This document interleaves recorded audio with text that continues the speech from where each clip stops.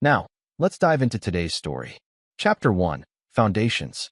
Dominic Russo had built his life with precision.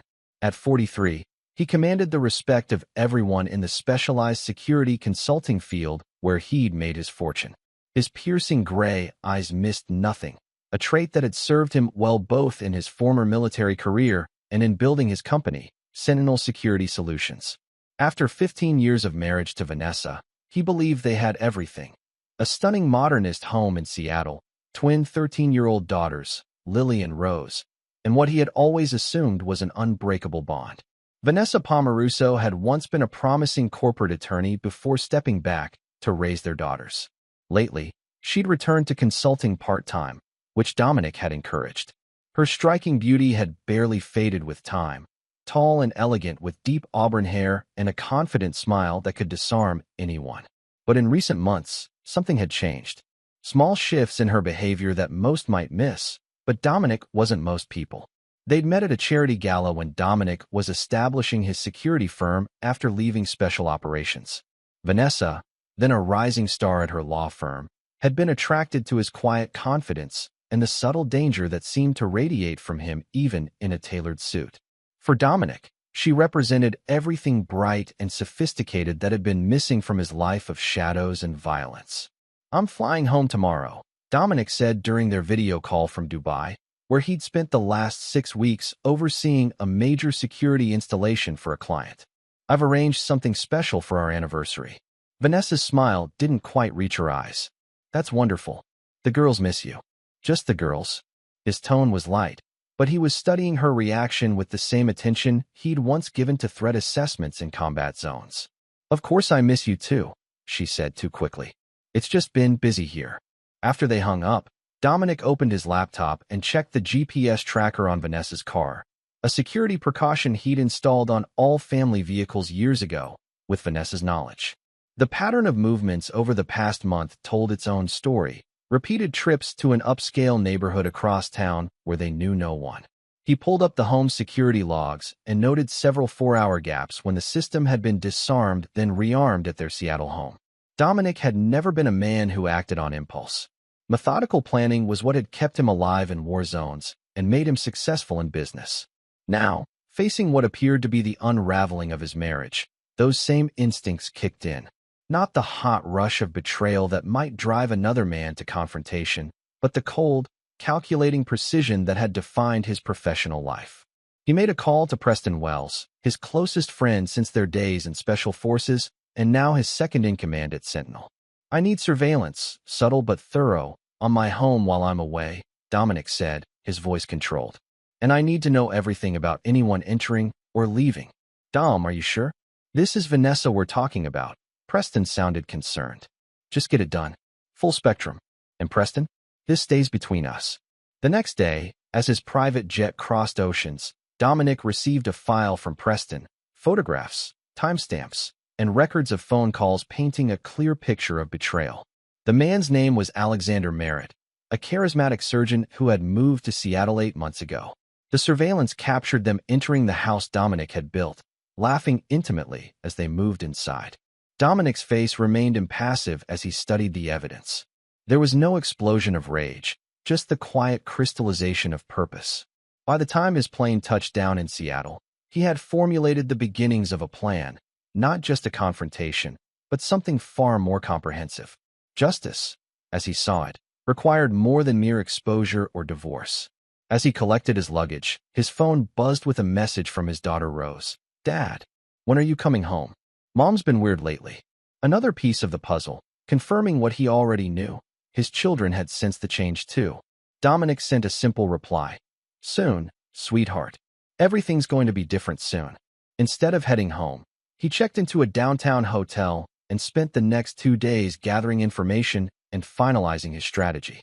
What Vanessa and her lover didn't realize was that they weren't dealing with an ordinary betrayed husband. They were facing a man who had made a career of identifying vulnerabilities and neutralizing threats with surgical precision. On the evening before their anniversary, Dominic texted Vanessa, "Landing tomorrow morning. Can't wait to see you and the girls." Her response came quickly, "We'll be waiting. Safe travels." Dominic smiled grimly at the phone screen. The first phase of his plan was about to begin, and neither Vanessa nor her lover had any idea what was coming. Chapter 2. Deceptions. Alexander Merritt considered himself a man of refined tastes. As one of Seattle's most sought-after cosmetic surgeons, he cultivated an image of sophisticated success, from his meticulously decorated Lake Washington waterfront home to his collection of vintage wines. At 41, with salt and pepper hair and the confident charm that came from reshaping beauty with his hands, he found that women rarely resisted his advances. "I can't keep doing this," Vanessa said, pulling away from him in the kitchen of her home. "Dominic is coming back tomorrow." Alexander stepped closer, running his fingers along her jawline. "Then maybe it's time you told him the truth. That you're not happy, that you haven't been for years." "It's not that simple," she countered, though she didn't move away. "You don't know him like I do. I know he leaves you alone for weeks at a time while he travels the world playing spy." Alexander replied with a dismissive wave. "I know your daughters barely know their father, and I know you deserve better."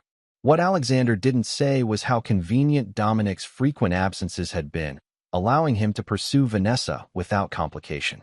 What had begun as harmless flirtation at a hospital fundraiser 6 months ago had evolved into a passionate affair that made him contemplate things he'd never considered before, like actually leaving his own wife, Natalie, who was currently visiting her parents in Boston.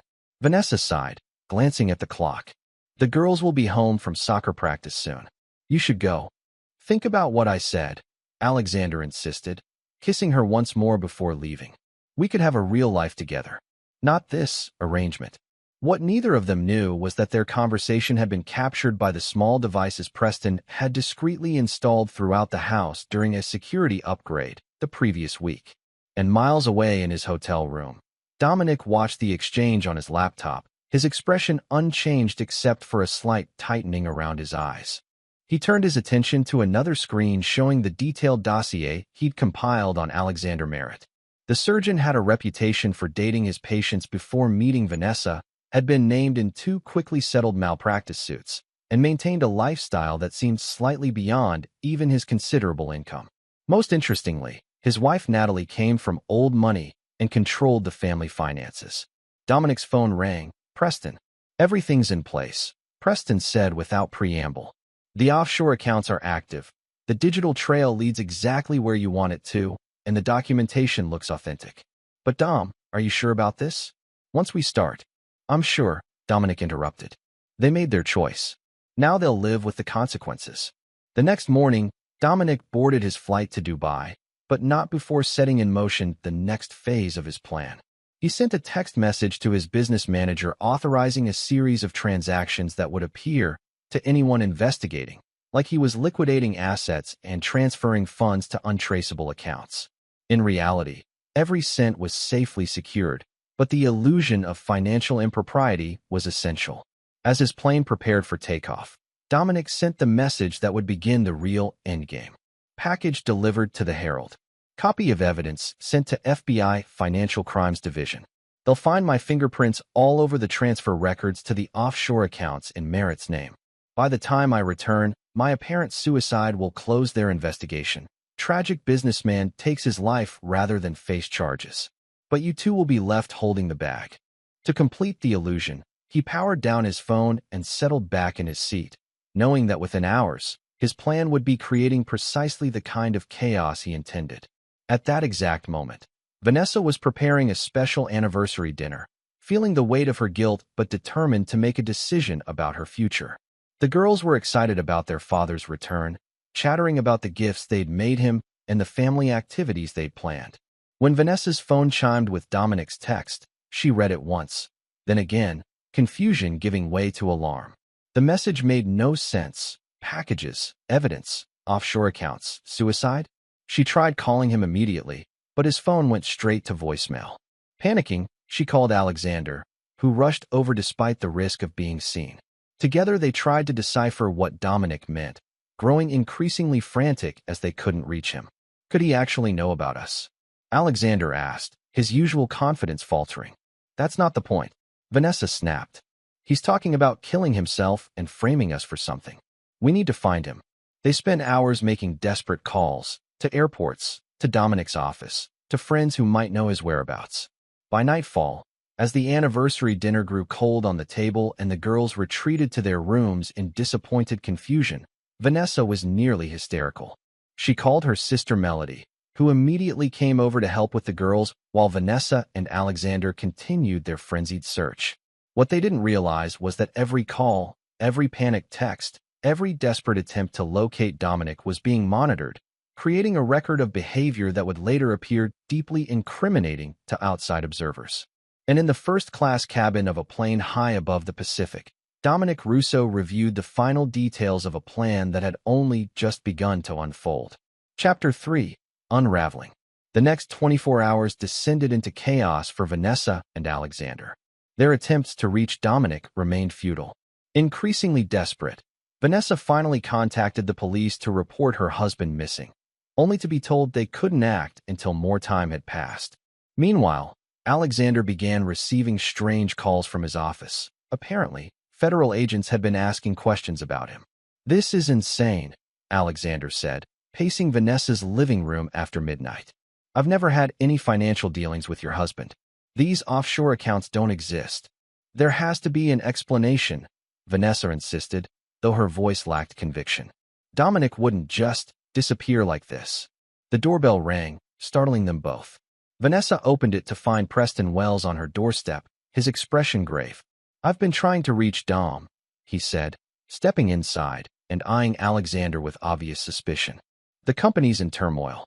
Federal agents seized computers from the office today. They're saying there's evidence of money laundering." "That's ridiculous," Vanessa protested. "Dominic built that company from nothing. He would never." "They have documentation," Preston interrupted, pulling out his phone to show them news headlines already appearing online. "Security Mogul under investigation for financial crimes," and Russo fortune linked to offshore accounts. Alexander paled. "What does this have to do with me?" "His message mentioned my name." Preston's eyes narrowed. "And you are?" "A friend," Vanessa interjected quickly. "He's been helping me try to locate Dominic." "A friend," Preston repeated, his tone making it clear he knew exactly who Alexander was. "Well, friend, I don't know what game you two are playing, but there's a paper trail linking you to accounts in the Caymans. Accounts that recently received millions from Sentinel's corporate holdings." "That's impossible," Alexander exploded. "Is it?" Preston countered coldly. "Because the FBI doesn't seem to think so." After Preston left, promising to keep searching for Dominic, Vanessa collapsed onto the couch, her face in her hands. "What is happening? None of this makes any sense." Alexander's phone rang, his wife Natalie, calling from Boston, frantic after receiving a visit from the FBI. "They're saying you've been stealing money, laundering it through some security company. They showed me bank statements, Alex. Transactions with your signature."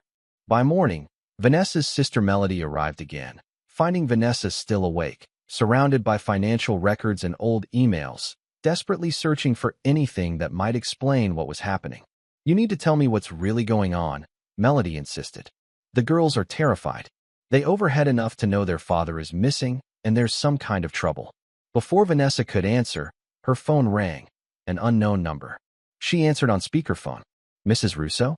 This is Detective Lawrence with Seattle PD. We found your husband's car abandoned near Fremont Bridge. There was a note in the vehicle." The detective paused.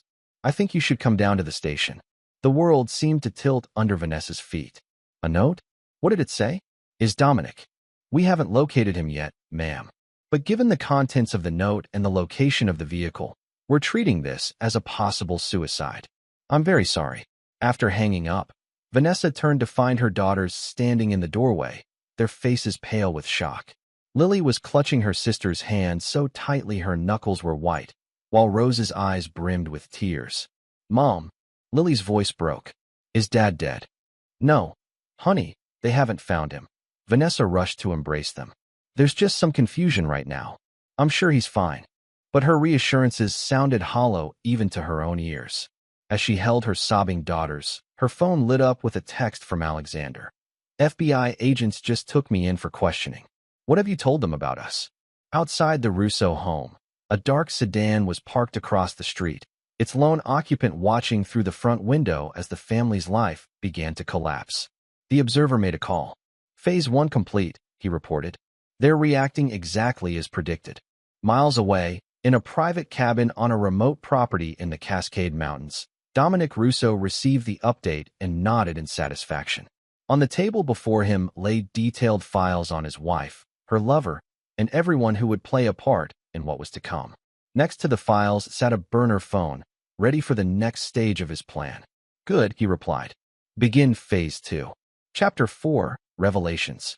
48 hours after Dominic's disappearance, Vanessa sat in the austere interview room at Seattle Police Headquarters, feeling the walls closing in around her. Detective Lawrence, a stone-faced woman with calculating eyes, laid photographs on the table. Vanessa entering her home with Alexander Merritt, the two embracing in the doorway, timestamped just days before Dominic's disappearance. You told me Dr. Merritt was a friend helping you locate your husband, Detective Lawrence said, her tone flat. You didn't mention he was a frequent visitor to your home while your husband was traveling. Vanessa's attorney, hastily retained the previous day, interjected, my client's personal relationships aren't relevant to her husband's disappearance.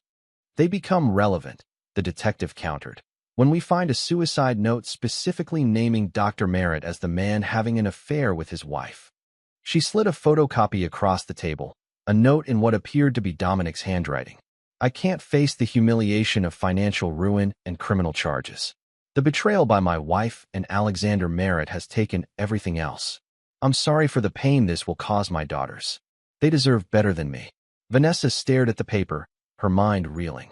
The handwriting looked authentic, but the words, they were all wrong. This wasn't Dominic. He would never abandon his daughters, never admit defeat this way. This can't be real, she stammered. The FBI has uncovered quite a paper trail, Detective Lawrence continued. Your husband appears to have been moving company funds through a series of shell corporations. And curiously, several accounts are linked to Dr. Merritt. Can you explain that? No, there's no connection between them. Vanessa's composure finally cracked. Dominic didn't even know about. She stopped herself, but it was too late. About your affair? The detective finished for her. I think he knew more than you realized, Mrs. Russo. After the interview, Vanessa emerged to find Preston waiting in the lobby. They questioned me for 5 hours, he said quietly as they walked to the parking lot. They think I might have helped Dom hide assets. They've frozen the company accounts, seized records. Everything we built over 15 years. Preston, you have to believe me, Vanessa pleaded. Something isn't right. Dominic wouldn't kill himself. And this financial scheme they're describing, it doesn't make sense. Preston's expression hardened. What doesn't make sense, Vanessa, is you bringing your lover into Dom's house. Into his bed. His voice remained low but vibrated with anger. Whatever's happening, you set it in motion. As Preston walked away, Vanessa's phone chimed with a text from an unknown number. Check your email. Her blood ran cold. The same words from Dominic's final text. With trembling fingers, she opened her email to find a message with no subject line, containing only an address and time. 2216, Lakeside Drive, 8 p.m. Come alone if you want answers. The address belonged to a luxury lakefront property that had recently sold, according to the real estate listing Vanessa quickly looked up. Against her better judgment, against her attorney's explicit advice to have no unauthorized contact with anyone involved in the case, Vanessa decided to go. At precisely 8 p.m., she approached the modernist glass and steel structure, its interior dimly lit. The front door was unlocked. Inside, the minimalist space contained only a few pieces of furniture and a large screen mounted on the wall. As she stepped into the living room, the screen flickered to life automatically. Dominic's face appeared, not live streaming, but in a recorded video. He looked calm, controlled, so achingly familiar that Vanessa gasped. Hello, Vanessa. The recording began. If you're watching this, you've realized that things aren't what they seem. I'm not dead. I didn't embezzle money or create offshore accounts. I didn't write a suicide note. He leaned closer to the camera, his gray eyes intense. But right now, everyone believes I did. Everyone believes I discovered your affair with Alexander, stole millions from my own company, and then, overcome with shame and betrayal, jumped from Fremont Bridge. Vanessa sank onto a nearby chair, her legs unable to support her.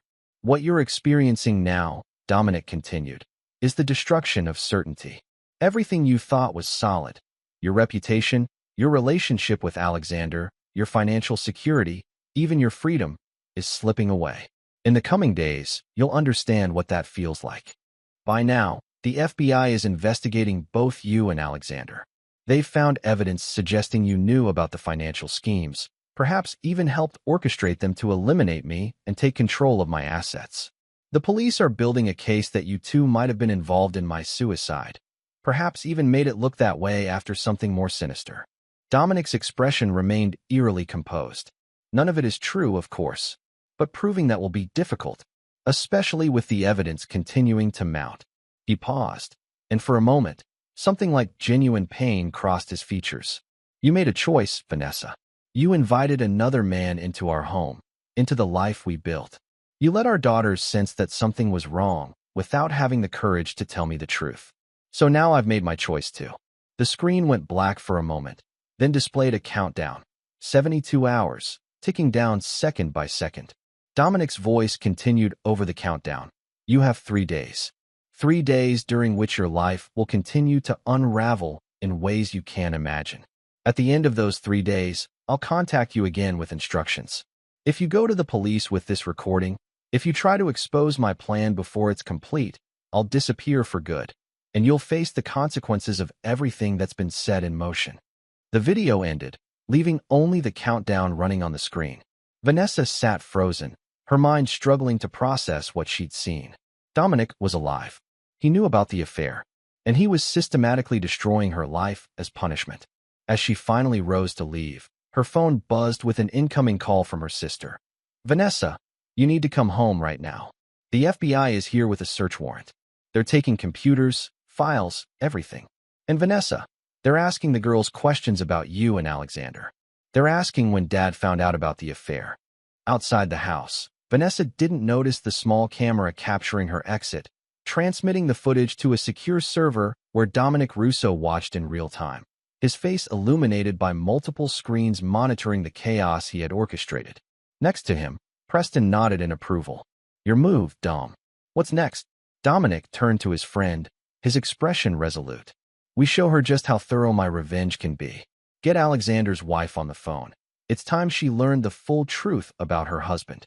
Chapter 5, Devastation.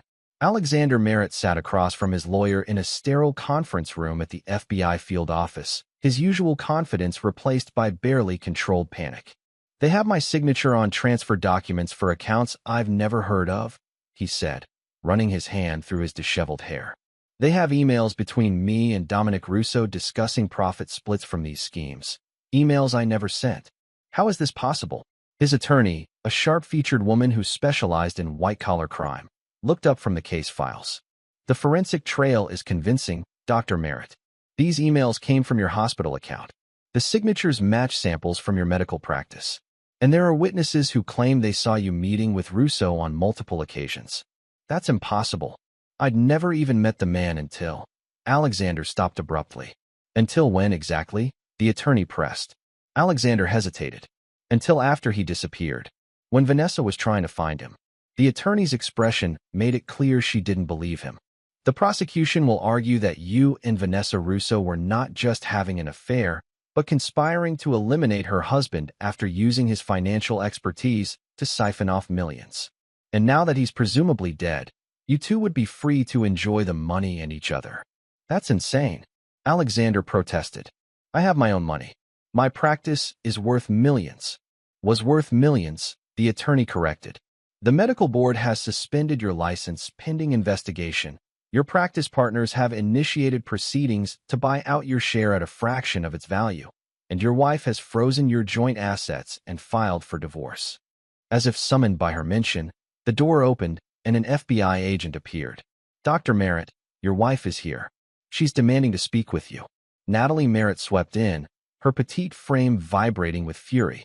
Her normally immaculate appearance was strained, her eyes red-rimmed from crying or lack of sleep. I want to hear it from you, she said without preamble. Was she worth it? Was Vanessa Russo worth throwing away 17 years of marriage? Worth destroying everything my family invested in your career? Natalie, please, Alexander began, reaching for her hand. This is all a misunderstanding. There's something very strange happening.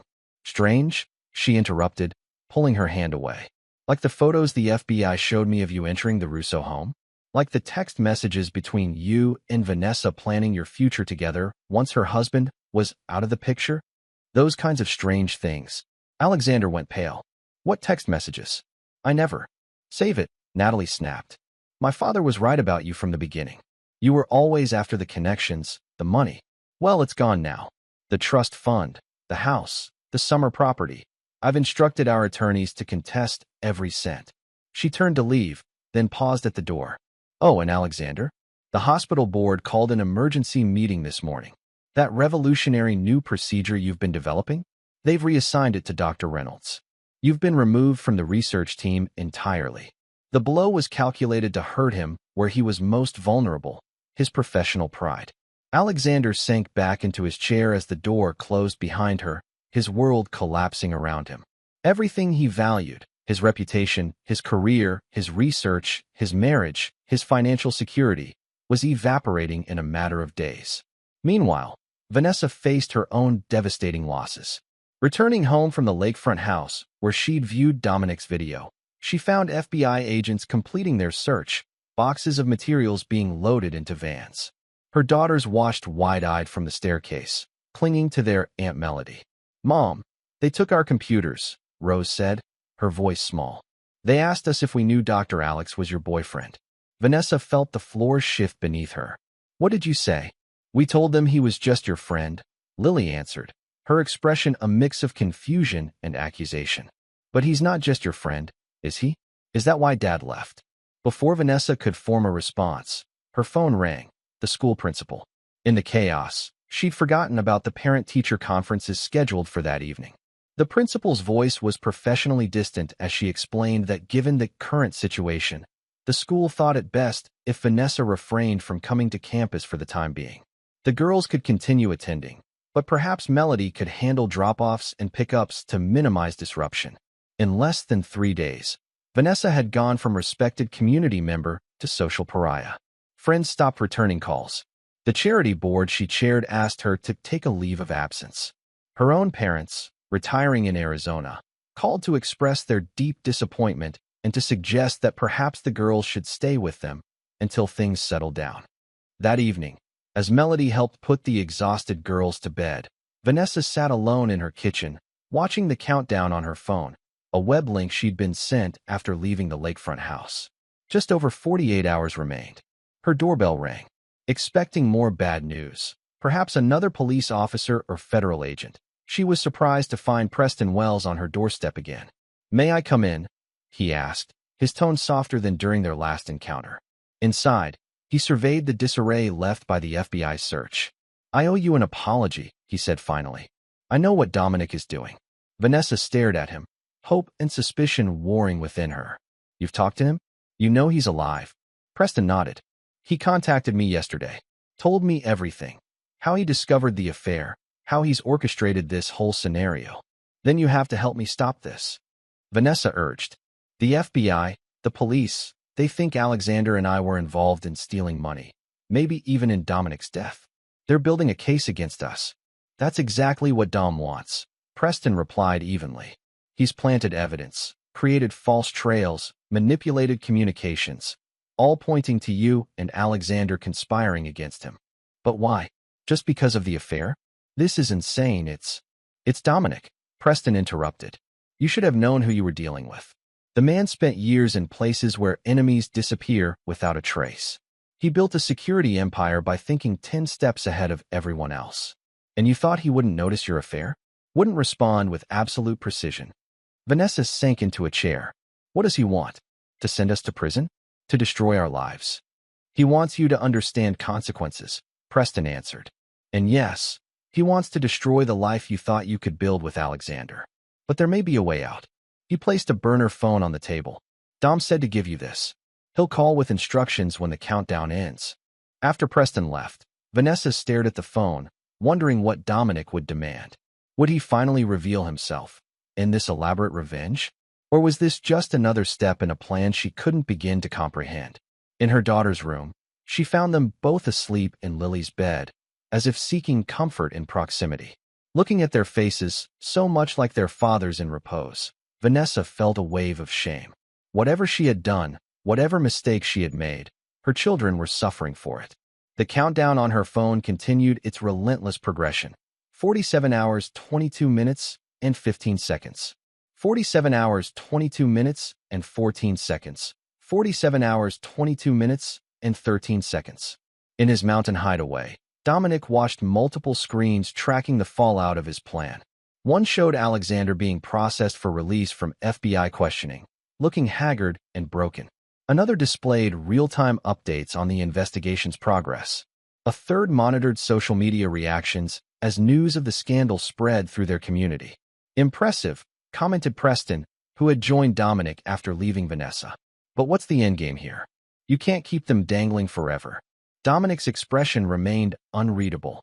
"The countdown is just the beginning. When it reaches 0, they'll face their final choice." "And the girls?" Preston asked carefully. "How do they fit into this plan?"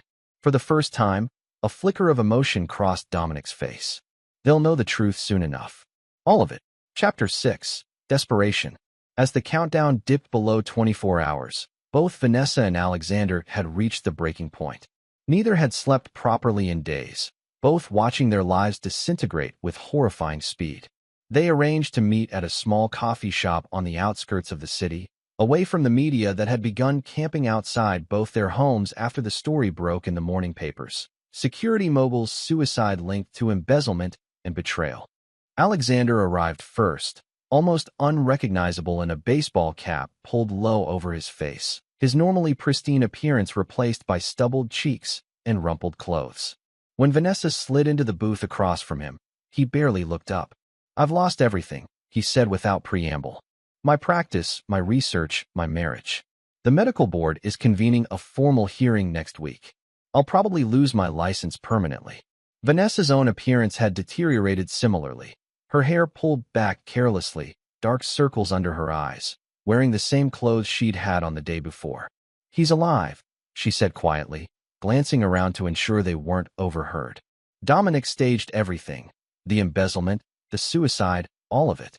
It's an elaborate revenge for our affair." Alexander stared at her. "How do you know this?"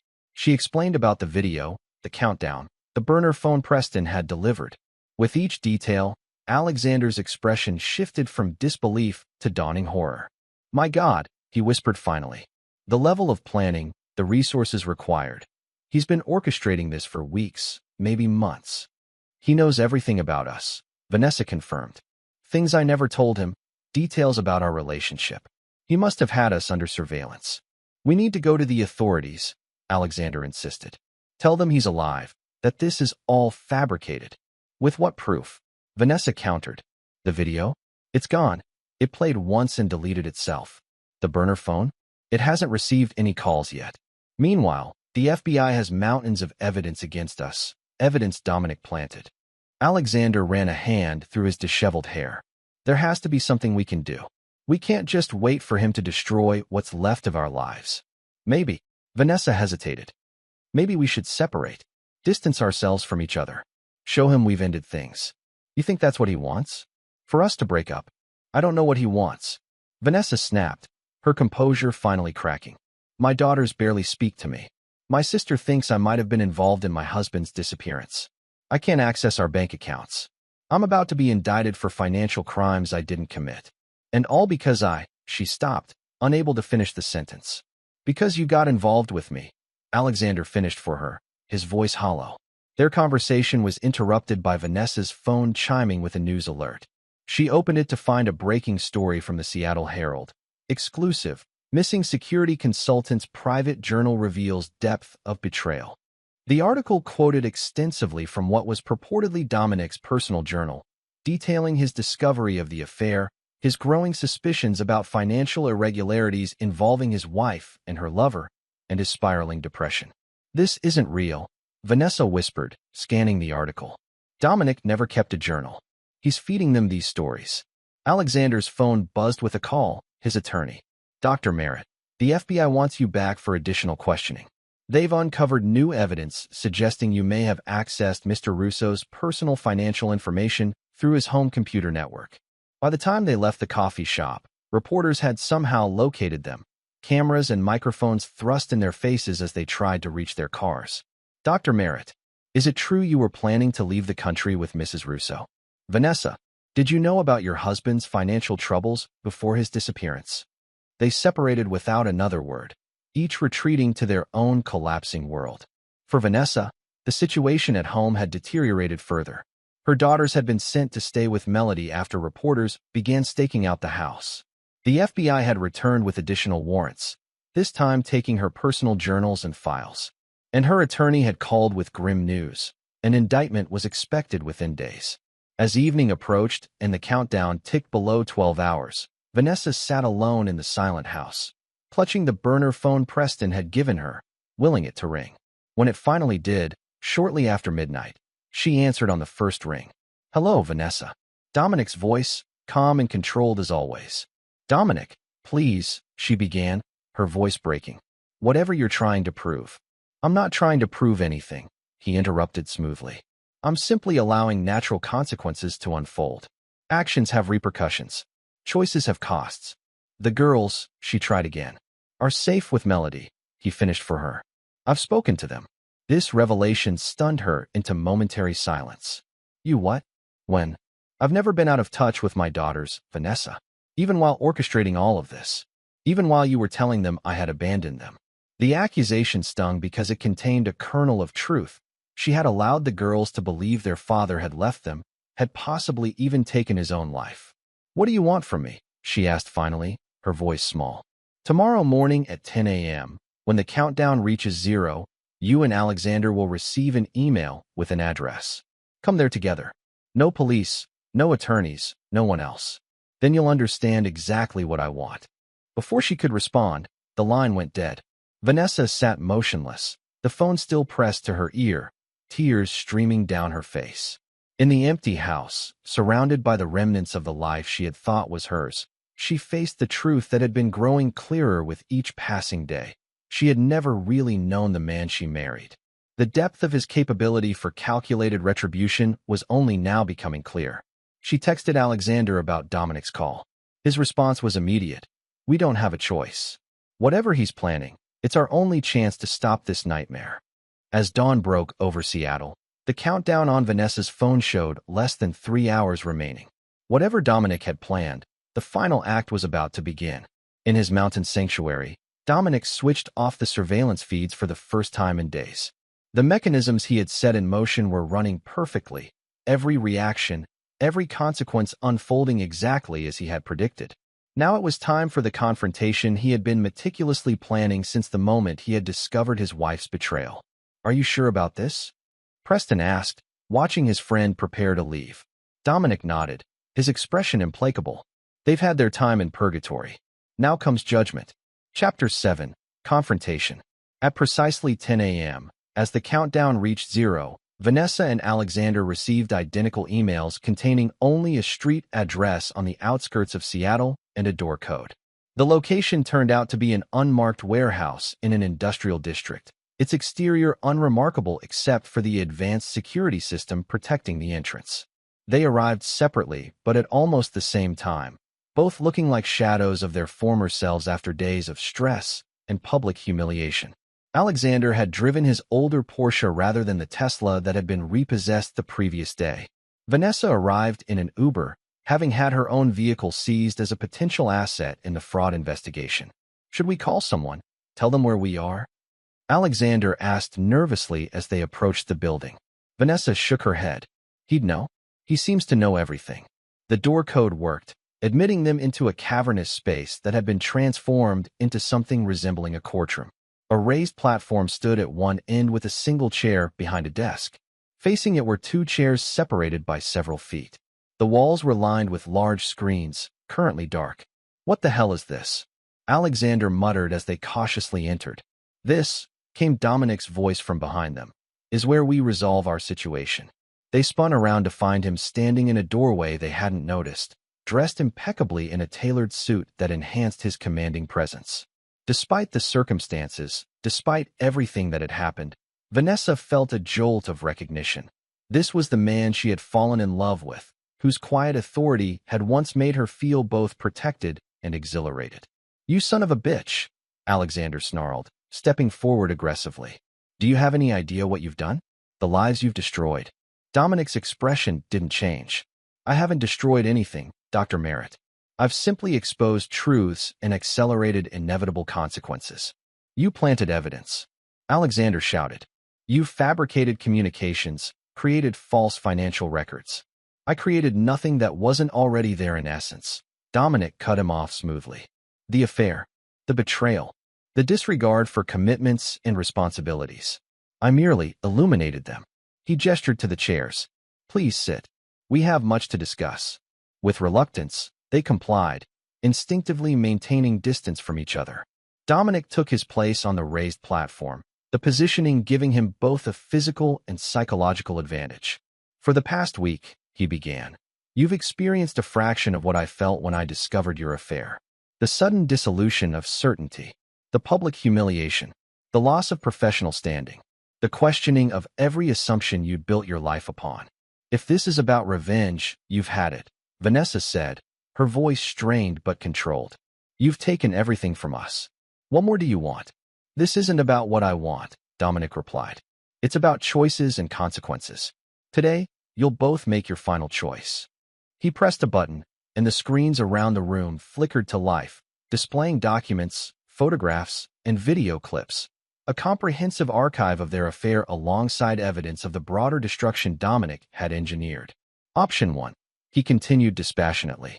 I provide the authorities with proof that I'm alive, that the financial crimes were fabricated, that the suicide was staged. I return to public life, restore my company's reputation, and reunite with my daughters. He paused, letting the possibility of salvation sink in. And in exchange? Alexander asked warily. In exchange, you both sign these. Dominic indicated a stack of documents on the desk before him. Dr. Merritt, your agreement includes a full confession to professional misconduct involving multiple patients before Mrs. Russo, surrender of your medical license, and transfer of all patents and research you've developed to your former practice. You also sign over your remaining assets to your wife as settlement. Alexander went pale. That would destroy me professionally forever. Everything I've worked for would be gone, Dominic acknowledged coldly. Just as you were willing to take everything I worked for. He turned to Vanessa. Your agreement includes relinquishing all parental rights to our daughters.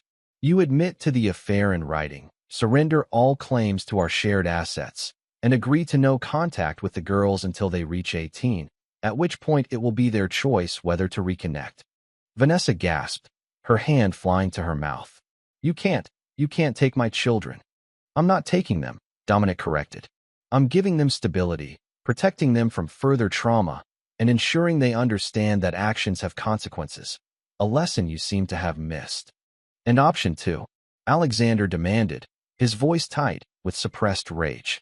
Dominic's expression remained impassive. I disappear permanently. The evidence against you both stands. The investigations continue. You face federal charges, probable conviction, and certain financial ruin. Your reputations never recover. He looked directly at Vanessa.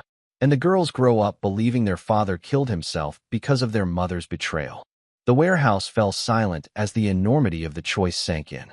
Vanessa and Alexander exchanged glances, the connection between them that had seemed so important just days ago now hollow in the face of Dominic's calculated ultimatum.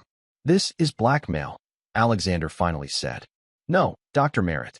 This is justice, Dominic replied evenly. Blackmail implies I want something from you. I don't. I'm simply offering you a choice between two forms of consequence for actions you both freely took. I want to speak to Vanessa alone, Alexander said suddenly. Dominic nodded. 5 minutes. The room to your right has no surveillance. When they were alone, Alexander gripped Vanessa's hands. He's bluffing. He can't possibly have the influence to make all this happen. If we stand together, refuse his terms. You don't know him, Vanessa interrupted, pulling her hands away. Everything he's done so far, the evidence against us, the media coverage, the investigations, he orchestrated all of it flawlessly. If he says he can make this permanent, he can.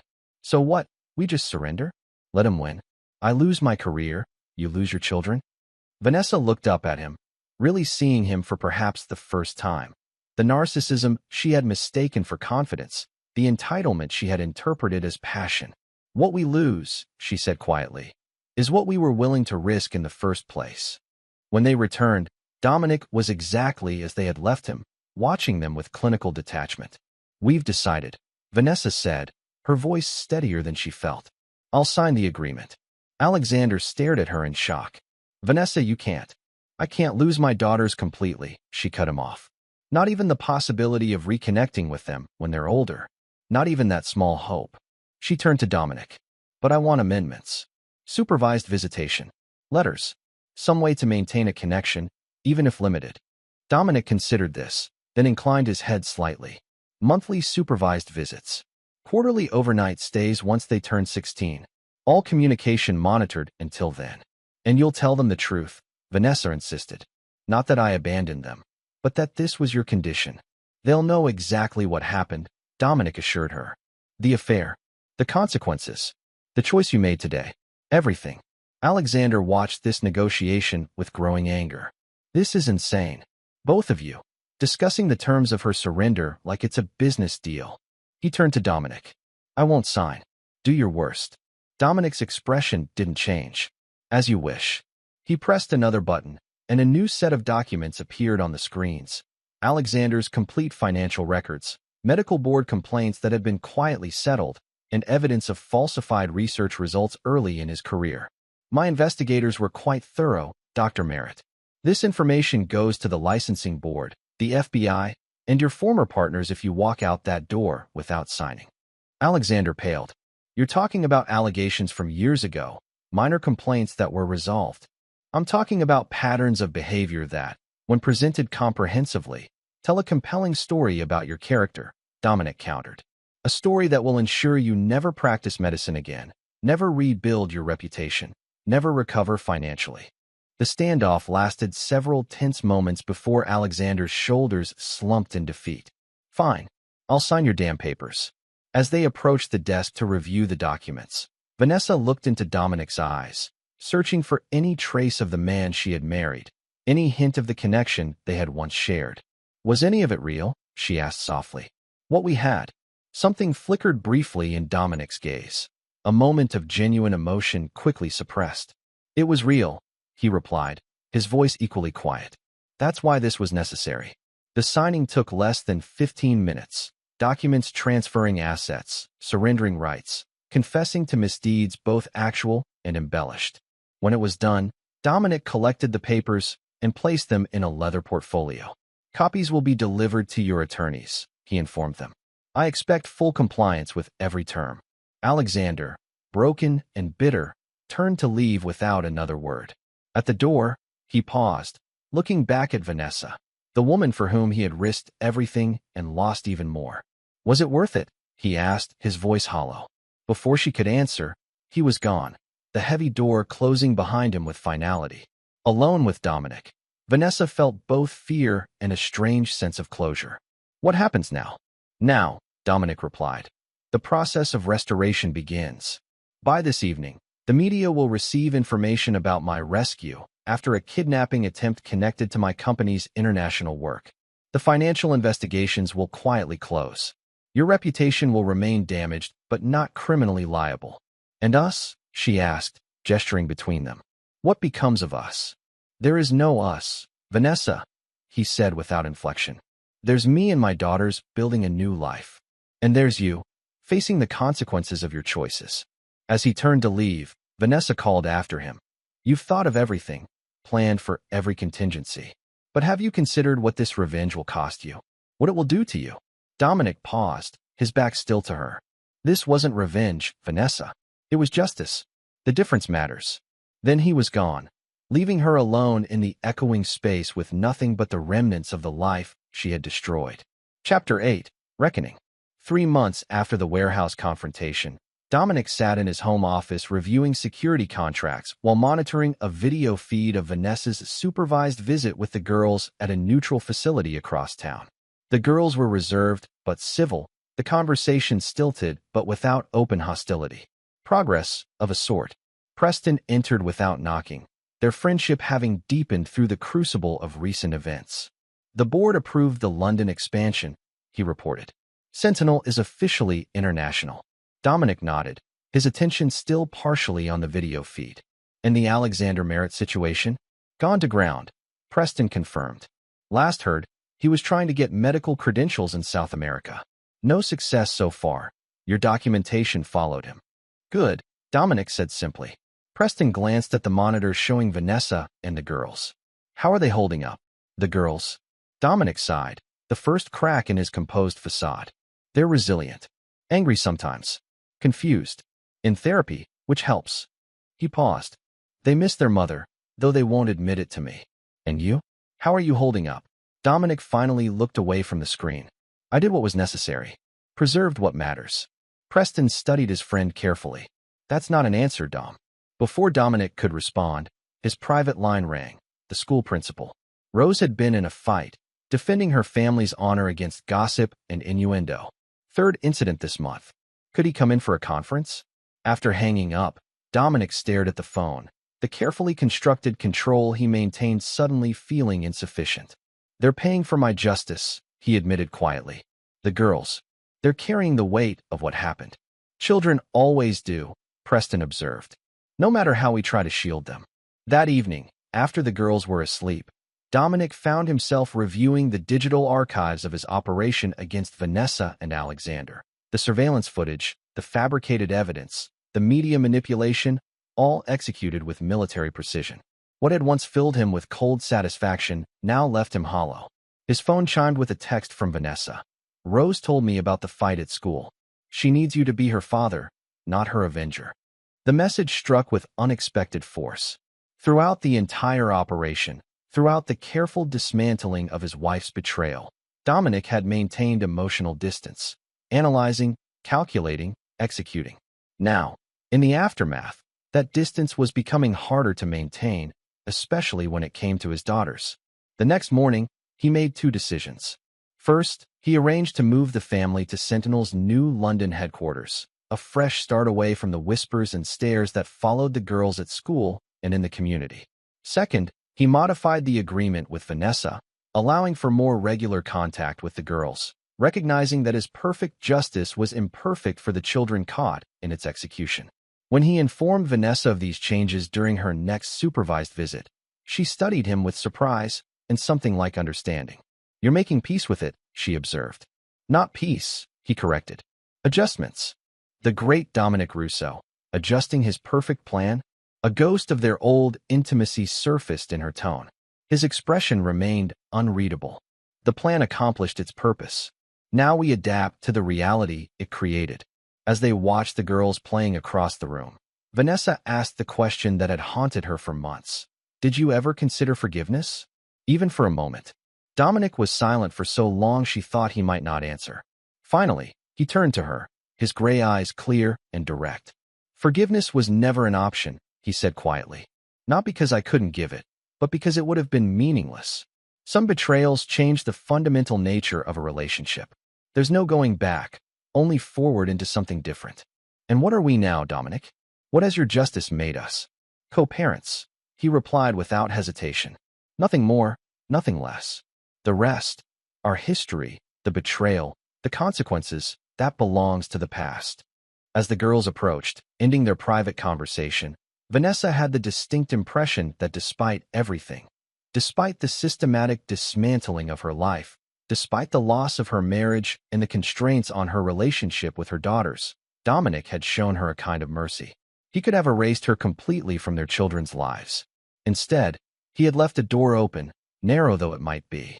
It wasn't forgiveness. It wasn't reconciliation. But it was something. And for now, that would have to be enough.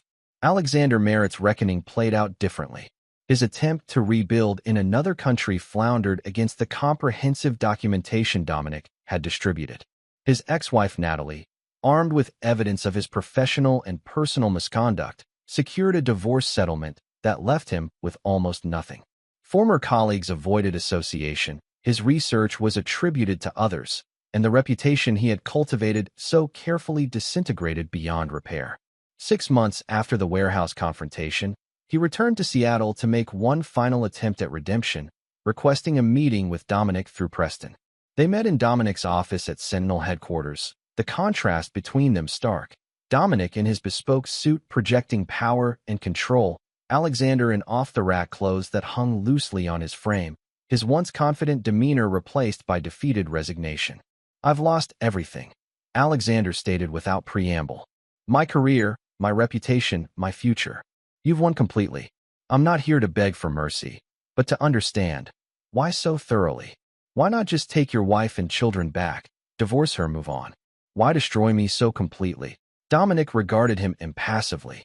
"You mistake my purpose, Dr. Merritt. This wasn't about winning or losing. It wasn't even primarily about you." "Then what was it about?" "Consequences," Dominic replied simply. "Throughout your life, you've operated as if your actions existed in isolation, betraying patients' trust, manipulating colleagues, using women, including my wife. You never faced genuine consequences. I corrected that imbalance." Alexander shook his head in disbelief. "All this, the destruction of my career, my marriage, my life, just to teach me a lesson about consequences?" "Not to teach you," Dominic clarified. "To enforce them. The lesson was incidental." "And have you considered the consequences of your own actions?" Alexander challenged. "The damage to your daughters? The trauma you've caused?" For the first time, something like doubt flickered across Dominic's features. "Every day," he admitted quietly. "I'm addressing those consequences now. By moving them away, trying to outrun what you've done. By giving them a new beginning," Dominic corrected. "And by ensuring they understand that justice doesn't always feel clean or simple." Alexander laughed bitterly. "Justice? Is that what you call this vendetta? Call it what you like, Dr. Merritt. The results remain the same." Dominic rose, indicating the meeting was over. "I wouldn't advise returning to Seattle again. There's nothing left for you here." As Alexander turned to leave, Dominic added, "One last thing. The evidence I compiled about your past misconduct, it exists in a secure digital vault with instructions for release if you ever attempt to rebuild your practice or reconnect with Vanessa. Consider that your final consequence." Alone after Alexander's departure, Dominic stood at his office window overlooking the Seattle skyline. In 2 days, he and the girls would leave for London, putting an ocean between themselves and the aftermath of his meticulously executed plan. Everything had proceeded as designed. Vanessa had faced the consequences of her betrayal while retaining limited access to their daughters. Alexander had been professionally and personally destroyed, and Dominic had maintained control throughout, never losing sight of his objective. Yet as night fell over the city, as he contemplated the new life he was creating for himself and his children, Dominic acknowledged the truth he had been avoiding. Perfect justice and perfect peace could not coexist. He had achieved the former at the expense of the latter. The calculation had been correct, the execution flawless, but the human cost, particularly to Lily and Rose, remained an unsolved equation. It was a reckoning he would have to face, not in the controlled environment of his planning, but in the messy reality of raising daughters shaped by their parents' choices and their father's unforgiving nature. As he turned from the window, Dominic's phone chimed with a text from Rose. "Dad, can we talk when you get home?" "About Mom. About everything." Justice had been served. Now came the harder part, learning to live with its aftermath. Chapter 9, Resolutions. 5 years passed with the inexorable flow of time, bringing changes both anticipated and unforeseen. London had provided the fresh start Dominic sought for his family, Sentinel Security expanding into a global enterprise under his continued leadership. The girls, now 18, had grown into young women with their father's analytical minds and a hard-earned wisdom beyond their years. Rose, the more outspoken twin, had channeled her experience into advocacy, creating a support network for children of divorce and family trauma at her university. Lily, quieter but equally determined, was studying psychology with plans to become a therapist specializing in family systems. Both maintained the agreed-upon contact with their mother, the relationship evolving from obligatory communications to something approaching genuine connection, though always with the shadow of the past between them. Vanessa had rebuilt her life with patient determination. After the initial aftermath of Dominic's orchestrated justice, she had returned to law, specializing in family mediation, a choice informed by her own experience. She never remarried, never pursued another serious relationship, her focus instead on professional rebuilding and maintaining her tenuous connection with her daughters. Alexander Merritt had fared less well. Unable to practice medicine, blacklisted from research positions, his attempt to write a memoir of persecution had been blocked by the legal agreements he had signed in the warehouse. Last reports placed him teaching basic anatomy at a community college in Arizona, a pale shadow of the surgeon who had once commanded operating rooms and research teams. On the twins' 18th birthday, Dominic hosted a small celebration at their London home. As the evening wound down and guests departed, he found Rose alone on the terrace overlooking the Thames. "Happy birthday," he said, joining her at the railing. "Thanks, Dad." She smiled, the expression making her look momentarily like Vanessa. It was a good party. They stood in comfortable silence for a moment before Rose spoke again. "Lily and I have been talking. We want to spend part of the summer in Seattle with Mom." Dominic nodded, having anticipated this request. "You're 18 now. The agreement no longer restricts your contact with her." "That's not why I'm telling you," Rose said, turning to face him directly. "I'm telling you because we want you to come with us. Not to stay with Mom, obviously, but to be there, to finally put this all to rest." Dominic's expression remained neutral, but inwardly he felt a jolt of surprise. "I don't think that's necessary." "It is," Rose insisted. "For us, if not for you. Dad, we've lived with the aftermath of what happened for 5 years. We've talked about it in therapy, processed it with each other, discussed it with Mom during our visits. The only person who never really talks about it is you." Her directness was a trait she had inherited from him, one he usually appreciated but now found challenging. "What purpose would it serve?" he asked. "Closure," she replied simply. "Not reconciliation, not forgiveness, just completion. We're starting university in the fall, beginning our adult lives. We don't want to carry this unfinished business with us." Later that night, Dominic sat in his study considering his daughter's request. The control he had maintained throughout the entire experience with Vanessa and Alexander, the careful planning, the precise execution, the managed aftermath, had always excluded one possibility: direct confrontation beyond the terms he had dictated. Now his daughters were asking for exactly that. A notification appeared on his computer, a quarterly report from the security firm still monitoring Alexander Merritt. Nothing significant, just routine confirmation that the man remained contained, neutralized, no longer a factor in their lives. Dominic had maintained this surveillance for 5 years, an extension of the control he had exerted over the entire situation. After a moment's hesitation, he drafted a brief message: "Terminate monitoring effective immediately." It was time to end at least one aspect of the ongoing aftermath. Whether he could face Vanessa again, whether he could truly put the past to rest as his daughters requested, remained uncertain. But this small step, releasing the continued surveillance of a man who had already paid the full price for his actions, felt like a necessary beginning. 3 weeks later, Dominic found himself in Seattle for the first time in 5 years, watching from across a restaurant as Vanessa embraced their daughters. She had aged well, the lines around her eyes adding character rather than diminishing her beauty.